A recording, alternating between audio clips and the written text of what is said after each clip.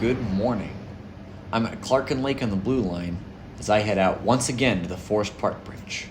But today, I'm heading to a station that you haven't been able to go to on the Blue Line recently. We're going to Racine Station. That's right. After closing for reconstruction in July of this year, Racine Station reopened in the early morning hours of Sunday, October 8th, a little over a week ago by the time this video comes out. The reopening the line through Racine Station means that trains have resumed service on the entirety of the Blue Line, and the shuttle bus service, which has been running for the last 3 months, was finally able to be withdrawn. This was fortunate since the bus service ended mere hours before a couple of the stretches of road that it utilized were closed for the annual Chicago Marathon.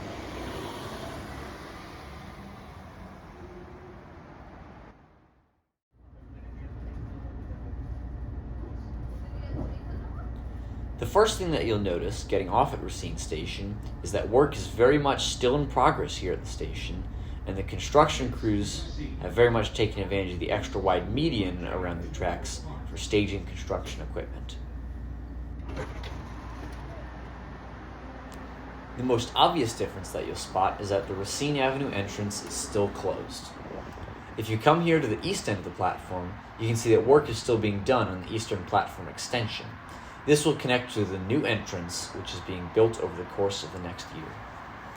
Although the CTA refers to this as a platform extension, it looks to me like it'll be more like a platform-level walkway, slightly narrower than the platform itself, and with some sort of railing structure. That's just my guess, and obviously it's far from complete, so it's hard to tell. This would make sense, though, given that the platform at Racine is already longer than adequate to handle 8-car trains, and the CTA has no current plans to lengthen the Blue Line trains beyond this, that I'm aware of. Either way, this will connect to a new staircase and elevator that will give access up to Racine Avenue. Another interesting thing to note is these tracks over here adjacent to the main line. I'm actually curious as to what these are being used for. I'm assuming that there's some sort of temporary tracks that will serve some purpose during the construction project, because I haven't heard anything about any sidings being added as a part of the project. And I definitely would have heard if they're adding express tracks, so it's pretty safe to say that that's not what these are. If anyone in the comments has any definitive information on what these are, I would definitely be interested to hear.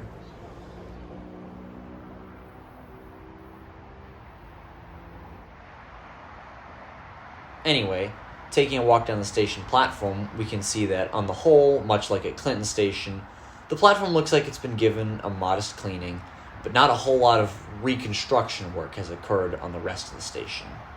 We probably won't start seeing that kind of new station infrastructure until the new entrance opens in late 2024.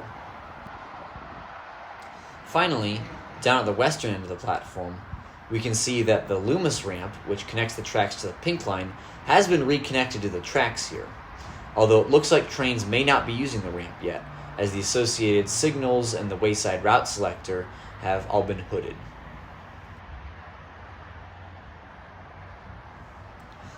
My guess, since we saw in the last video that work was being done on the signaling and communications equipment here, is that some work has yet to be completed on these as well. Again, the CTA's priority was to get trains running through this section of the route again as soon as possible, so there's plenty of work left to be done on the project. So, what is still being done on the project? Well, as I mentioned earlier, the Racine Avenue entrance is still being rebuilt. For the time being, all passengers will need to use the Loomis Street entrance. Passengers who typically use the Racine entrance will need to either walk to the Loomis entrance, about 6 minutes to the west, or to the Morgan Street entrance to UIC Halstead Station, about 7 minutes to the east. Again, it's probably one of those things where it depends which side of the entrance you're actually starting on. Note that the ramp at the Loomis Street entrance is not ADA compliant. It'll work to get suitcases and similar objects in and out, and perhaps for some mobility devices, but Racine Station will continue to not be completely accessible until the new elevator opens next year. The site of the Racine entrance has not changed much since our last couple of visits. In fact, there are still signs, now out of date, directing passengers to rail replacement shuttle buses. but the view from the overpass sure has changed. You can now see the new platform section as well as other work being done around the station.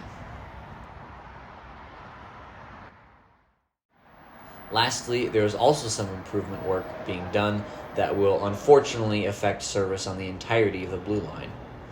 For starters, the new signaling system is still being completed between LaSalle and Illinois Medical District, meaning that there will be a major slow zone on this section of the line.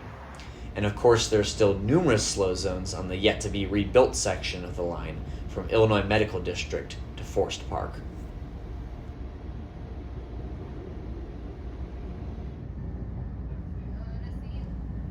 Additionally, work is still being completed on the Morgan Middle track. Although the track looks complete in this shot, we can note that the signals here are still hooded, meaning that the track is not open for operation yet. This means that trains are unable to short turn at UIC Halstead, as is typical practice, to provide additional capacity on the more heavily used O'Hare branch. While some trains can be turned back at LaSalle Street using the crossover there, this is a less than ideal situation, and most trains will be continuing all the way to Forest Park, through all of the slow zones and then back again. Needless to say, this slows trains down significantly, and thus it'll decrease capacity on the O'Hare branch, as trains now need to spend more time running on the Forest Park branch than they would have otherwise. A new timetable was published for the Blue Line on the CTA's website, which illustrates some of these service changes. I'll link it in the description. The CTA is working to resolve these issues as quickly as possible, though. Morgan Middle Track is expected to be reopened next month, and the major slow zone between LaSalle and Illinois Medical District set to be removed by the end of the year. After that, we have the new Racine entrance to look forward to next year, so there's still quite a lot left to see in this project. Thanks for watching, and I'll see you next time.